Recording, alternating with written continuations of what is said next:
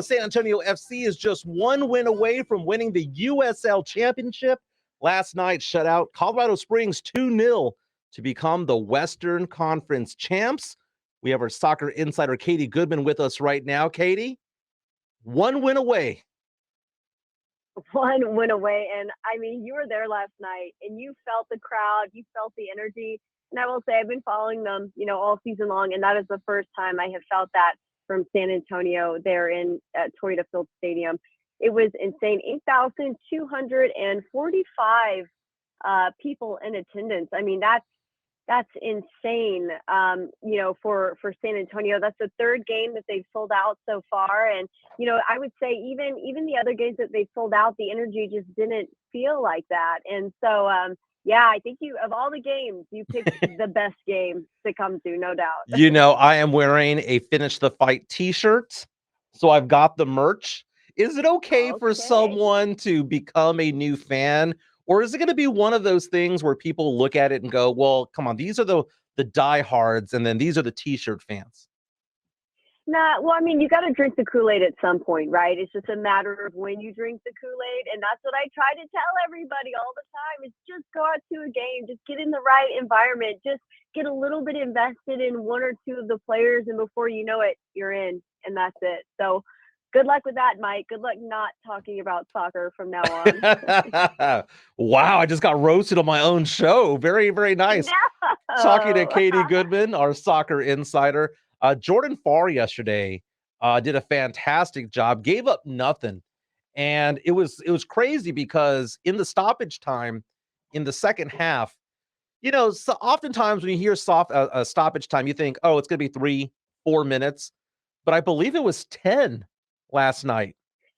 7. Well, there were so many fouls. 7 yellow cards last I saw.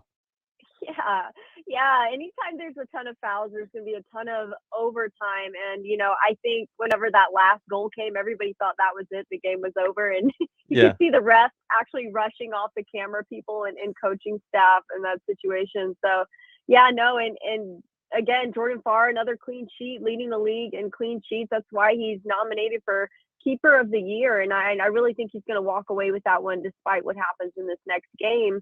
But, it was great. His defense made it pretty easy on him. I actually talked to him after the game and I said, thoughts on the game? And he said, the defense made it easy. And so I said, well, how hard is it to stay switched on when you don't have to, deal with the ball so much? And he said, in any other game, it might be, but in a game like last night with that kind of energy and crowd and everything on the line, he said he was there full focus all 90 plus minutes. So yeah, great guy all the way around.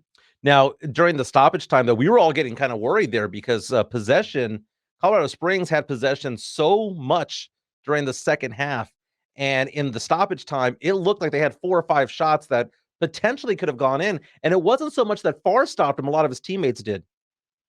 Right. And statistically, looking back at that, you're right. 30 to 70% with the switchbacks holding way more possession. Not only that, they had 7 corners to the SAFC's 1 corner. And so you would think on paper that, switchbacks would have taken that one. But in reality, it's just great defensive effort from SAFC. They were forcing the ball back, forcing them to recycle it a ton.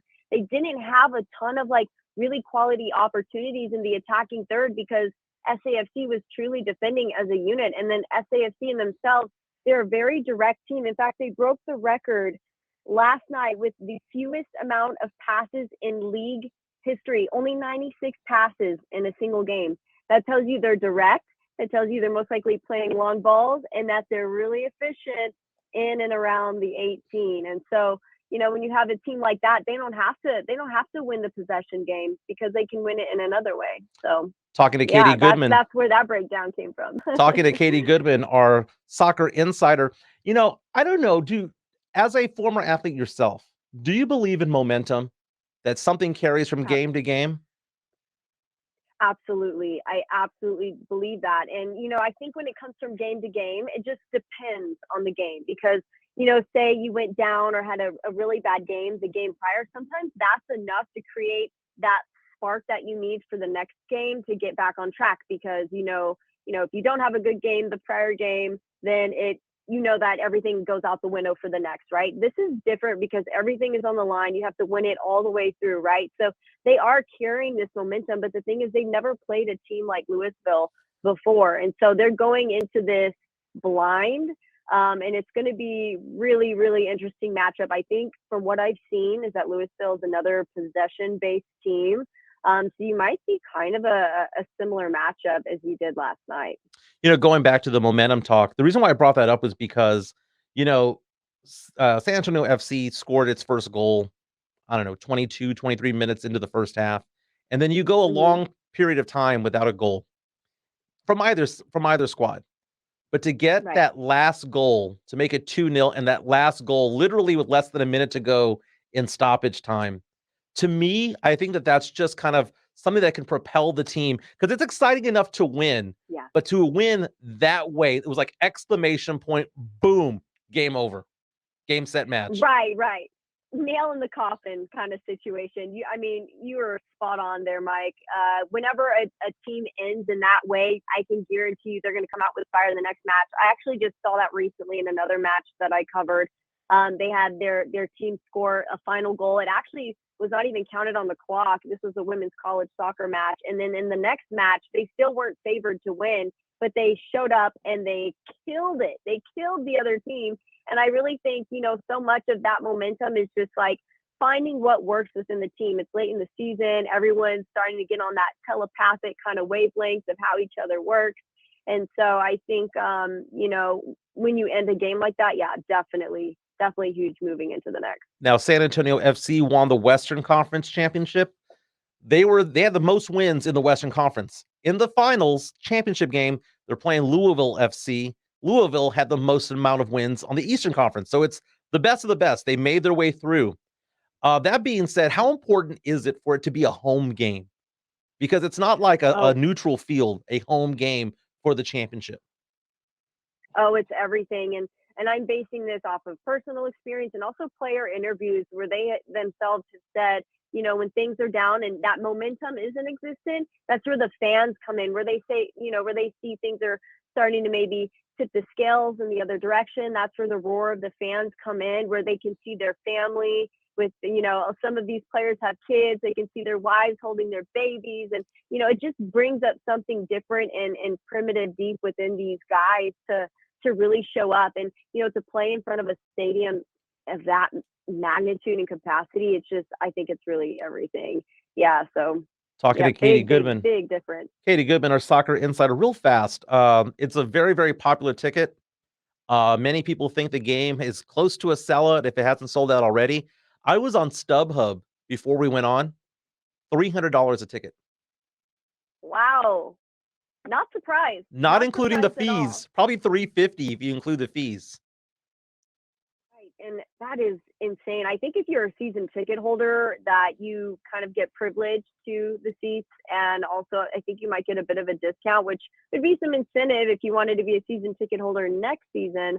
But yeah, I think you're going to have to just keep trolling StubHub. This happened also with the Austin FC home semifinals match that they had. And if you just wait until right before the game, usually you'll see a couple of tickets drop drastically as people decide, hey, I can or I can't make it. But yeah, it is hard to get in and find them. So lucky for me, there's a press pass involved. So I can just wiggle on in there and sit my butt in the press box. I'm going to hope to have you back on Friday to kind of break down the game.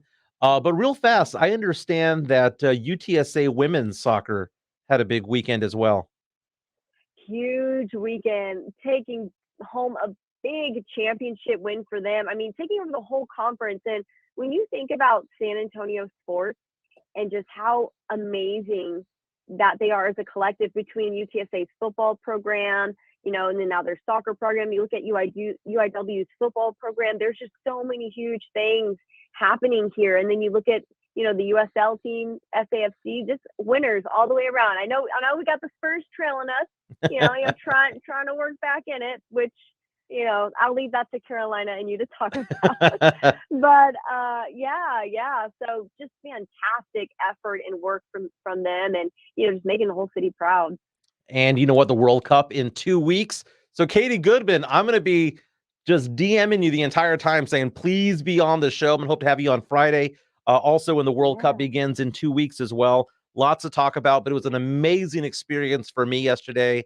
I'll be back probably this Sunday. I'm so glad to hear that. Well, I'm so glad to hear that. Keep spreading the word, because that's how American soccer grows here, is that you spread the word, you let people know it's not lame, it's actually really cool. I mean, guys are getting laid out without football pads. That's kind of cool. I don't know.